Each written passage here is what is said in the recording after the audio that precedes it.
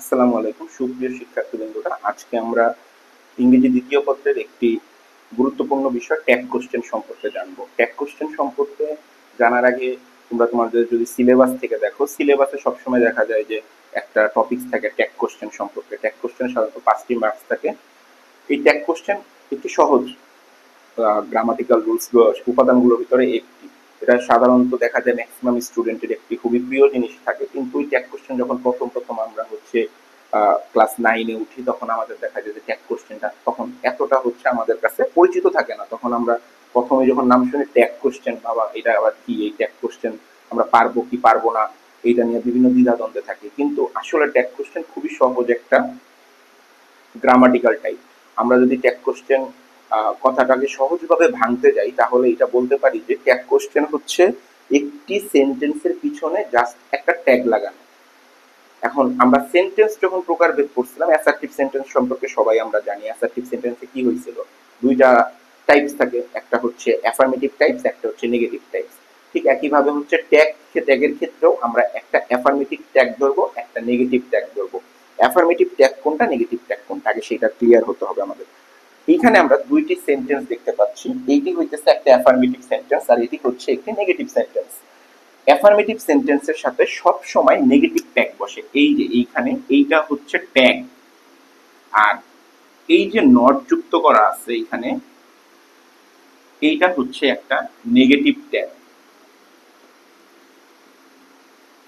আর এই দেখো, এটা হচ্ছে একটা নেগেটিভ সেন্টেন্স, আর নেগেটিভ সেন্টেন্সের ট্যাগটা হচ্ছে নট যুক্ত ছাড়া। এইটা হচ্ছে আমার অ্যাফার্মেটিভ ট্যাগ।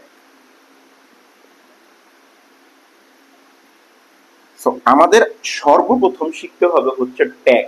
ট্যাগ জিনিসটা কি, এই ট্যাগ গুলো কত কত রকম হতে পারে। আমরা এইটা অনেক কঠিন ভাবেই শিখতে পারতাম, কিন্তু আমরা এই জিনিস যত সহজ ভাবে শিখা যায় শিখবো। সর্বপ্রথম আমরা যেটা শিখবো সেটা হচ্ছে এই ট্যাগ গুলো সম্পর্কে আমরা জানবো কি কি ট্যাগ হতে পারে। ট্যাগ সাধারণত অক্সিলারি ভার্বেরই হয়। অক্সিলারি ভার্ব যদি দেওয়া থাকে একটা সেন্টেন্সে সরাসরি, তখন হইতেছে আমরা অক্সিলারি ভার্বের ট্যাগ গুলো করবো। কিন্তু আগে আমাদের অক্সিলারি ভার্ব কয়টা আছে সেটা সম্পর্কে জানতে হবে। অক্সিলারি ভার্ব কি কি আছে আমরা একটু দেখি দেখি কি কি অক্সিলারি ভার্ব আছে। অক্সিলারি ভার্বের প্রকারভেদ মূলত কয়েকটা আছে। যেমন একটা টাইপ হচ্ছে ডু ভার্ব, একটা হচ্ছে বি ভার্ব, একটা হচ্ছে হ্যাভ ভার্ব,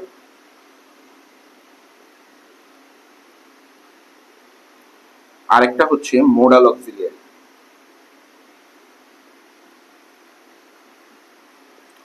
ডু ভার্বের ভিতর কি কি থাকে, ডু, ডাস আর ডিড।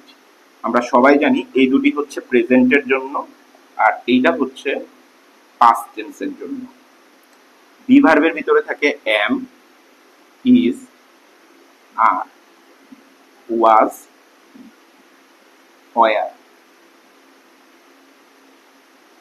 এখানেও এম ইজ আর হচ্ছে প্রেজেন্টের জন্য, ওয়াজ ওয়ার হচ্ছে পাস্টের জন্য। ফিউচারের জন্য আমাদের যেইটা করতে হয় শ্যাল বা উইল, এইটা আমরা মোডাল অক্সিলারি ভিতরে ফেলবো, কারণ শ্যাল বা উইল এক ধরনের মোডাল অক্সিলারি ভার্ব।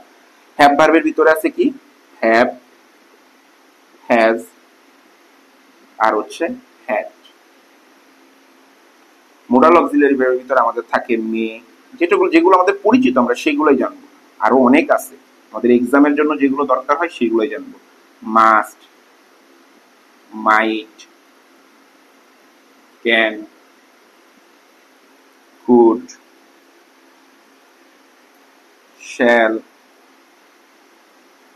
শুড,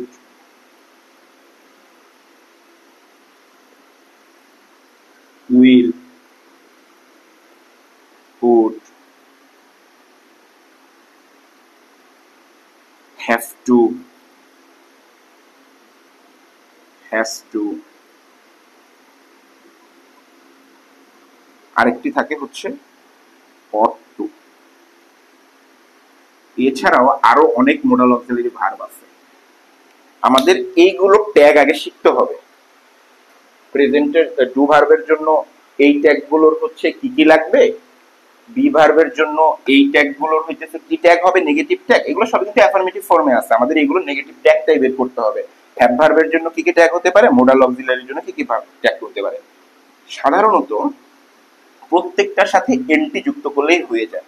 আমরা সর্বপ্রথম ভার্বগুলোর যদি একটা লিস্ট করি,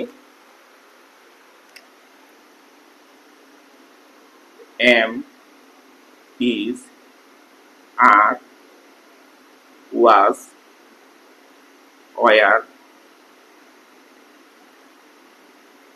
shall, will, should, would, can,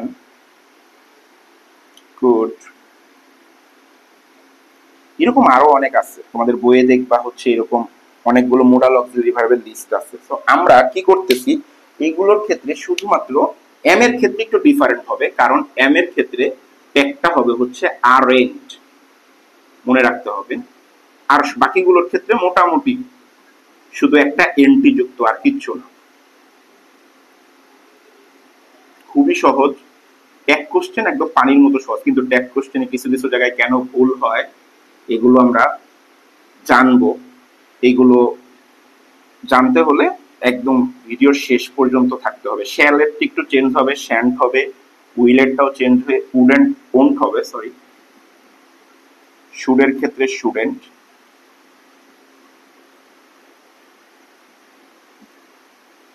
wouldn't,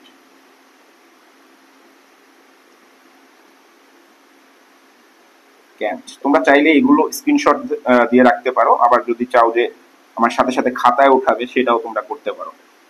এরকম বাকি যেগুলো আছে, যেমন মেয়ের ক্ষেত্রে হয় মেন্ট, মাস্টের ক্ষেত্রে হবে মাস্টেন্ট, হ্যাবের ক্ষেত্রে বাকি হ্যাভেন্ট হইতে পারে। যেমন এখানে আমরা হ্যাভ এজ একটা দিই নাই, যদি আমরা এখানে হ্যাভ দিই,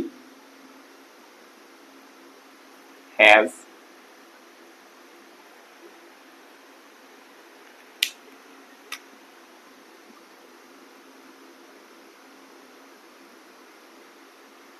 একটা জিনিস মনে রাখতে হবে স্যার ম্যাডামরা, এই ভার্বগুলো শুধুমাত্র অক্সিলিয়ারি ভার্ব হিসেবেই যখন থাকবে তখনই শুধুমাত্র হচ্ছে আমরা এইভাবে ব্যবহার করতে পারবো। এছাড়া কিন্তু আমাদের আরেকটা জিনিস জানি আমরা, যে আরেকটা ভার্ব আমাদের সেন্টেন্সে থাকে, সেটা হচ্ছে প্রিন্সিপাল ভার্ব বা মেইন ভার্ব বলে অনেকে জানি আমরা।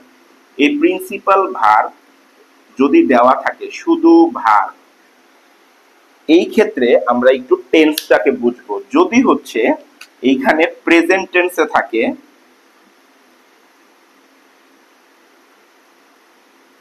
তখন ডোন্ট অথবা ডাজেন্ট হয়। ডোন্ট কখন হয়, যখন একটা ভার্বটা নরমাল V1 ফর্মে থাকে, কোনো এস বা ইএস যুক্ত নাই। কিন্তু ডাজেন্টটা কখন হয়, যখন V1 প্লাস এস বা ইএস যুক্ত থাকবে। আর যদি পাস্ট টেন্সে থাকে, একদম সোজা সাপটা ডিডেন্ট বসায় দিব আমরা, কোনো প্রকার সাউন্ড ছাড়া, চোখ বন্ধ করে ডিডেন্ট বসায় দিব। আই থিঙ্ক তোমরা সবাই ক্লিয়ার হয়েছে বিষয়গুলো, আমাদের ট্যাগ মোটামুটি ক্লিয়ার। এখন আমরা একটু একটা প্র্যাকটিসে যাই, প্র্যাকটিস করে দেখি কি অবস্থা।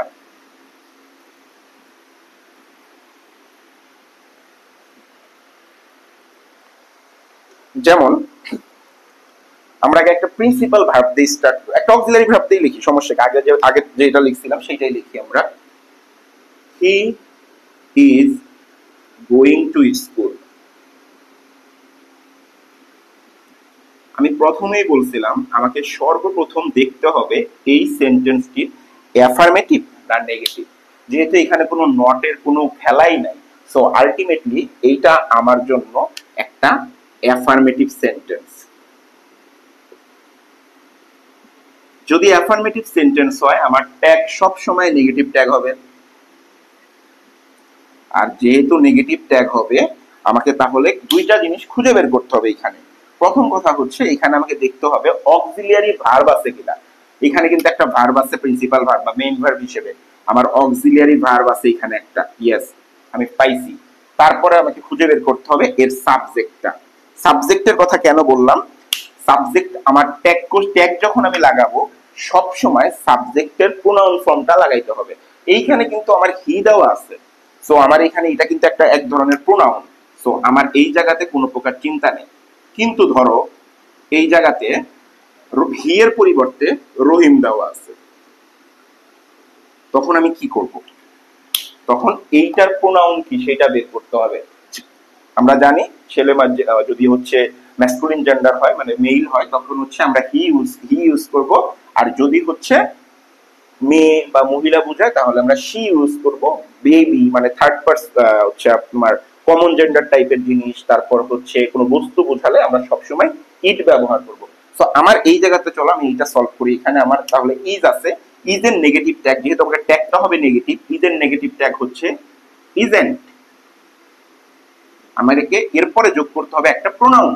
প্রোনাউন আছে আমার হি, অবশ্যই এইটা দিতে হবে, না হলে কাটা যাবে। কারণ হচ্ছে প্রশ্নটা দেখেন, টপিকসটা কি, tag question, this is tag and this is question mark, এইটা মিলেই হচ্ছে ট্যাগ কোশ্চেন।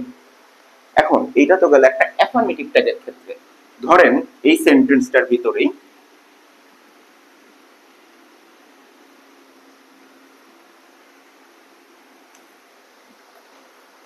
এইখানে জাস্ট একটা নট যুক্ত করে দিছে, he is not going to school.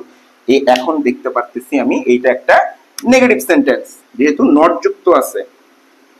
R negative সেন্টেন্সের ট্যাগ কি হয়? অ্যাফার্মেটিভ ট্যাগ হবে। সো এইখানে আমার ইজ নট এর অ্যাফার্মেটিভ ট্যাগ হচ্ছে ইজ, একটা প্রোনাউন আসবে হি, একটা কোশ্চেন দিব, নিচে অবশ্যই আন্ডারলাইন করতে হবে। এবং আরেকটা জিনিস হচ্ছে ট্যাগ কোশ্চেনের যে ট্যাগটা আমি লাগাচ্ছি এইটা অবশ্যই স্মল লেটারে লিখতে হবে। যদি স্যার বা ম্যাডাম কেউ আপনারা বড় হাতের অক্ষরে লেখেন তাহলে আপনাদের হওয়া একটা উত্তর কাটা যাবে। এর জন্য আমরা সবসময় খেয়াল রাখবো যে আমাদের এটা যেন স্মল লেটারে হয়। দ্বিতীয়ত আমাদের সেন্টেন্সটা অ্যাফার্মেটিভ না নেগেটিভ, এইটা আমাদের খেয়াল রাখতে হবে। নেগেটিভ আর অ্যাফার্মেটিভ কথার আগে বলি, কিছু কিছু ওয়ার্ড আছে যেগুলো নিজেরাই নেগেটিভ, নট যুক্ত করতে হয় না। এইগুলোর ক্ষেত্রে একটু সাবধান থাকতে হবে। যেমন দুইটা ওয়ার্ড আমি বলি, একটা হচ্ছে হার্ডলি। যদি কোনো সেন্টেন্সে হার্ডলি দেওয়া থাকে তাহলে ওই সেন্টেন্সটা নেগেটিভ।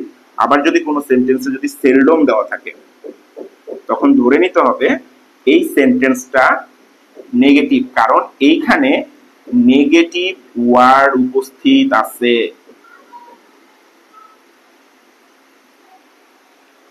তাই এই সেন্টেন্সটা নেগেটিভ। এইগুলোই হইতেছে আমার মূলত ট্যাগ কোশ্চেনের মেইন ইস্যু। এছাড়া ট্যাগ কোশ্চেনের ক্ষেত্রে আমরা আরেকটা জিনিস হচ্ছে দেখি, যখন আমরা মডেল কোশ্চেন বা বিভিন্ন বোর্ডের কোশ্চেন গুলো সলভ আউট করি তখন আমরা দেখতে পারি যে অনেক সময় ট্যাগ কোশ্চেনের প্রশ্নে দুইটা সেন্টেন্স থাকে।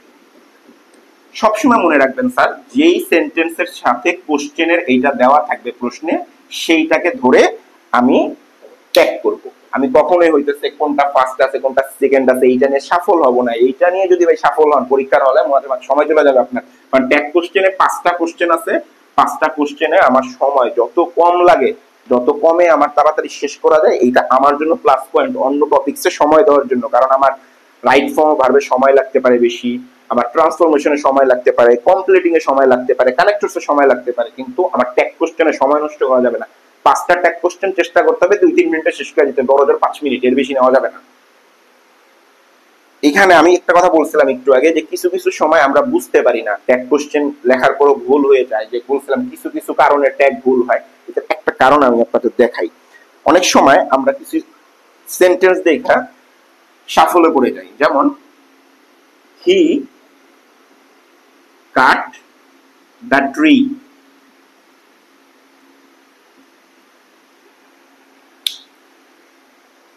আমরা তো normally strong verb week verb সম্পর্কে জানি। মনে রাখবেন কিছু কিছু সময় স্যারেরা ট্রিক্স খাটায় এই টাইপের ওয়ার্ড দিয়ে দেয় যার সাথে না সেজ বাই ইয়েস না আইডি যুক্ত আছে।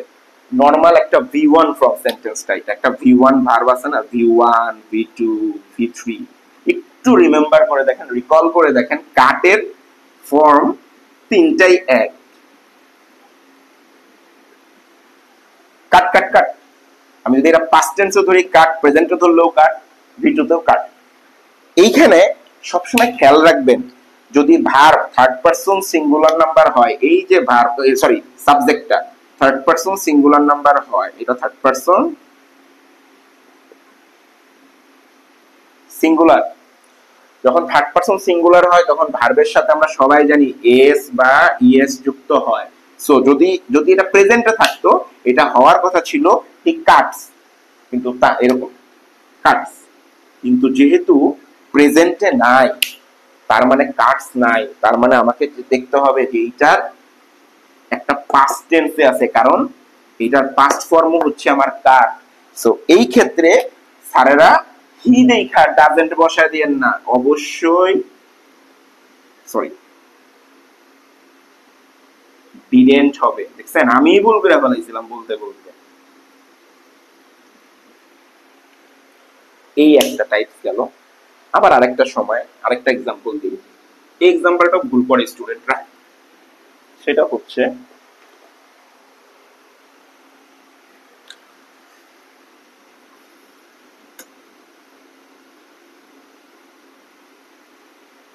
I is a pronoun.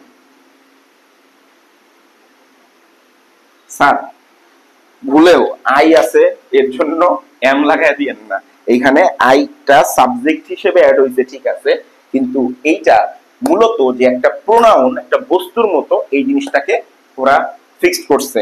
So আমার এইখানে আনসার হবে জাস্ট একটা ইজেন্ট ইট, কারণ এটাকে আইটা আমার এখানে বস্তুর মতো, নট একটা ব্যক্তি। খুব সাবধান এই জিনিসগুলোর ক্ষেত্রে। আরেকটা জিনিস বলি যেটা হচ্ছে আমাদের প্রায় ভুল হয়, সেটা হচ্ছে আমরা এভরিবডি যুক্ত কোনো কিছু সময় সেন্টেন্স পাই, যেমন every mother loves her child, একটা ইউনিভার্সাল এক্সাম্পল রে ভাই, এটাতে কত জায়গায় ইউজ হয় every mother loves her child. এইটার ক্ষেত্রে অনেক সময় দেখা যায় যে আমরা কনফিউজড হয়ে যাই যে এখানে আমার সাবজেক্টে এইটার আমি প্রোনাউন কি আনতে পারি, আবার এখানে দিছে হচ্ছে এস বাই এস।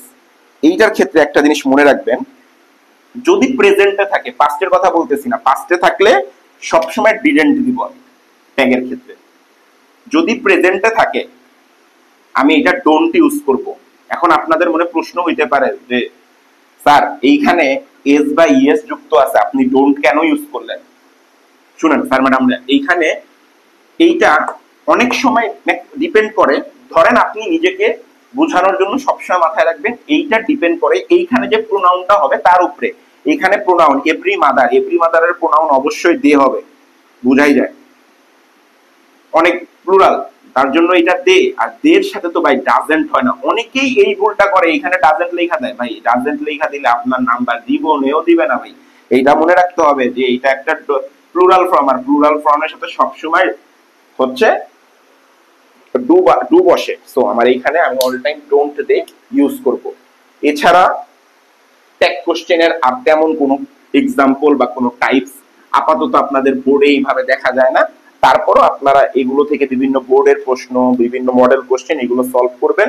সলভ করার পর যদি আপনাদের কোনোটাতে মনে হয় যে হইতেছে যে কোনো এক্সাম্পল বুঝতেছি না, আমাদের এই চ্যানেলেরই ফেসবুক গ্রুপ আছে, ফেসবুক গ্রুপে আপনারা হচ্ছে প্রশ্ন করতে পারেন। প্রশ্ন করার পরে আমরা চেষ্টা করব যথাযথভাবে উত্তর দিতে।